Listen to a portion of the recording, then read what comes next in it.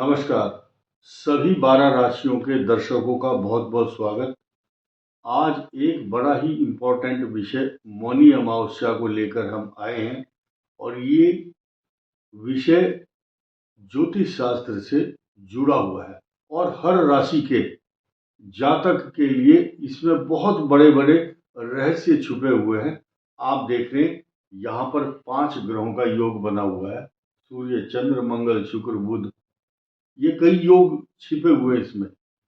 बुध शुक्र का लक्ष्मी नारायण योग, मंगल और चंद्रमा का महालक्ष्मी राजयोग और बुधादित्य योग। ये कई योग ऐसे हैं, इनकी जो व्याख्या अगर करें तो 1 घंटा कम से कम चाहिए। साथ ही साथ हम जो मौनी अमावस्या पर 101 जन्म के जो पुण्य आपको प्राप्त होंगे उस पर विशेष चर्चा होगी। इसको गंभीरता से सुनिए। 1-2 मिनट फालतू लग सकती है, तो ये आपके ऊपर है, आप कितना इंटरेस्ट लेते हैं। अब ध्यान दीजिए, पहले तो आप ये समझिए कि मौनी अमावस्या क्या है और इसका नाम मौनी क्यों है। मौन शब्द से मौनी अमावस्या पड़ी है और ये युगादि तिथि होती है। युगादि तिथि किसको बोलेंगे? जिस तिथि से युग की शुरुआत होती है, यानी कि द्वापर युग का जो शुभारंभ है वो इस तिथि से हुआ था, मौनी अमावस्या। और ये खास क्यों है सन 2026 की, यानी कि जब द्वापर युग शुरू हुआ उस दिन अमावस्या और रविवार था। अब रविवार की जो अमावस्या है उसको भानु अमावस्या कहा गया है। भानु का मतलब है सूर्य, कोई नई चीज नहीं है, लेकिन भानु अमावस्या के परिप्रेक्ष्य में या इसके पीछे क्या राज छुपा हुआ है। इसके अलावा आप देखेंगे इसका महत्व ये भी है, मनु और शत्रुपा, यानी कि फर्स्ट पहले आदि पुरुष, युग पुरुष, इस संसार के, इस सृष्टि के जो पहले मनु हैं, मनु का जो जन्म है वो इस दिन का है और मनु शब्द से ही मनुष्य बना है, यानी कि इस सृष्टि के, इसलिए पहले पुरुष है मनु, मनु से मनुष्य, और मनु शब्द से ही आप बहुत कुछ जान सकते हैं। मनुष्य को कौन कौन से कर्म भी करने चाहिए इस तिथि पर खास तौर से। ये तिथि छह काम खास तौर से बताती है। 6 नंबर 1, उस दिन मौन रहने की साधना करने का प्रयास करना चाहिए। ये तिथि पूरे दिन रहेगी, इस चक्कर में कोई नहीं रहना कि बाद में कमेंट करेंगे कितने बजे शुरू हो रही, कितने बजे समाप्त हो रही। पूरे दिन है। पूरे दिन स्नान, दान, यज्ञ, पूजा पाठ, दान का महत्व है। पूरे दिन है।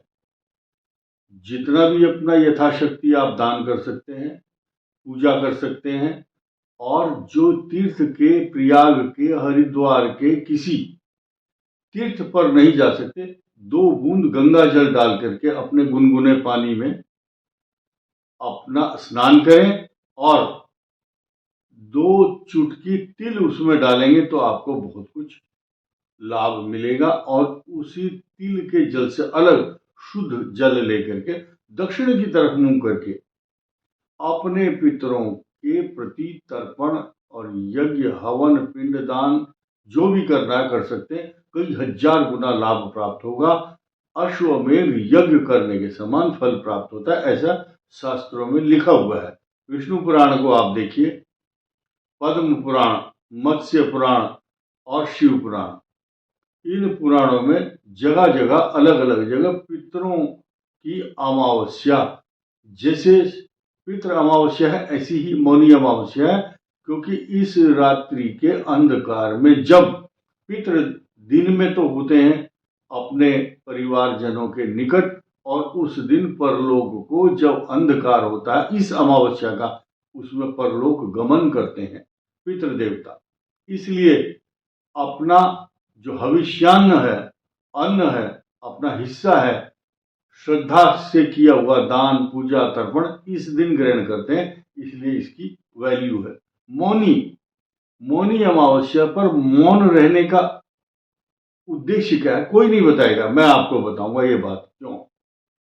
मौन रह करके आपके शत्रुओं का विनाश होगा। आप मौन रह करके देखिए, आपकी जो ऊर्जा है, आपकी जो बॉडी है, आपकी एनर्जी, आपकी ऑकल्ट पावर, आपका ब्रेन और आपके अंदर एक छिपी हुई अंदर जो दिव्य शक्ति है परमात्मा की, वो चार्ज हो जाएगी। इस दिन अमावस्या, अमा का मतलब इकट्ठा हो जाना, एक जगह सूर्य और चंद्रमा एक साथ होते हैं, यानी कि मन, चंद्रमा मन है, सूर्य आत्मा है, एकाग्र होकर के, यानी कि मन, बुद्धि और चित्त जिधर जोर लगाएंगे, जिधर मन लगाएंगे, वो कार्य सिद्ध होगा, अलग अलग नहीं है। और शत्रु विनाश कैसे? आपके शरीर में बैठे हुए काम, क्रोध, मद, लोभ, मोह, मद, मत्सर, अहंकार, ये सब इनका पतन हो जाता है। ये उभरते नहीं है, आपको परेशान नहीं करते। इसलिए आपको एक छोटा सा सूत्र बताता हूं। रामचरितमानस में एक पात्र है शत्रुघ्न, शत्रु का हनन करने वाले। अब उनका तो एक भी स्टेटमेंट कहीं भी आपको नहीं मिलेगा। रामचरितमानस में कोई स्टेटमेंट नहीं है। और शत्रुघ्न की जो व्याख्या है, रामचरितमानस के जितने पात्र हैं उनको सबको एक एक कोड दिया गया है। राम ज्ञान है, सीता भक्ति है, लक्ष्मण वैराग्य है, रावण मोह है, कुंभकर्ण अहंकार, सबके नाम है। तो शत्रुघ्न का नाम है मौन। जो मौन रहता है, शत्रु उससे डरता है और घबराता है और कभी भी उसके सामने सर नहीं उठाता। तो शत्रुघ्न को मौन समझिए। ऐसे ही जो शत्रुओं को विनाश करना चाहते हैं, जो भी हमारे दर्शक हैं, तो मौन रह करके आप देखिए, 1 घंटा मौन रह करके देखिए। उस दिन इशारों से बात कीजिए और या पर्ची लिखिए और पर्ची लिख करके बातचीत कीजिए। मोबाइल से पीछा छूटेगा कम से कम आपका उस उतने समय के लिए। अब नया कृष्ण पक्ष होगा। कृष्ण पक्ष का 15वां दिन शास्त्रों में बताया गया है कि 15वां दिन अमावस्या होती है। 15 तो जो 16 कलाएं हैं पूर्ण रूप से 16 तिथियां हैं, तो 15वीं जो है आपकी जो कक्षा है, ये अमावस्या को जो पूर्ण करती है, यही आपकी मनोकामनाएं भी पूर्ण करती है। तो युगादि तिथि हुई, 15वीं तिथि हुई और द्वापर युग का की शुरुआत हुई और पितृ शांति हुई, तीर्थ यात्रा, तीर्थ का स्नान, दान, जप, यज्ञ आदि और त्रिवेणी स्नान, गंगा जमुना सरस्वती का संगम। नहीं स्नान कर सकते तो जल का छींटा अपने ऊपर दें और साथ ही साथ विचारों की शुद्धि। उस दिन आपके माइंड के अंदर, आपके विचारों में जो पोल्यूशन है, दूषित हो चुके हैं विचार, उनको फिल्टर करने का, उनको प्यूरिफाइड करने का मौका है। 1 घंटा 2 घंटा जो भी संकल्प करें आप, और लोगों को बताएं मोबाइल नहीं छूना है। ऐसा नहीं कि बस भाई मैं बोलता तो नहीं हूं लेकिन बस मैसेज भेजता रहूंगा। एकांत में बैठ करके मौन का अभ्यास और अपना श्वास और प्राणायाम, श्वास पर ध्यान देना है, श्वास एकत्रित करना है। 1 घंटा करो, ढोंग करो। ये ढोंग करते करते ही ढंग आ जाएगा और जीवन में एक नया अध्याय चालू हो जाएगा। आपके जीवन में एक नया विषय। ध्यान से सुनिए, आप ये सारी विधि बताई हैं, करें या ना करें ये तो आपकी मर्जी है, लेकिन एक संदेश, जो भी लोग अपने तीर्थ स्थान पर जाते हैं या पुण्य करते हैं, तीर्थ स्थान पर यज्ञ, दान, पूजा, जीवन भर के लिए याद रखो और अपनी अगली आने वाली पीढ़ी को ये संदेश दे दो कि किसी भी तीर्थ स्थान पर पाप नहीं करना। पाप की परिभाषा कौन तय करेगा?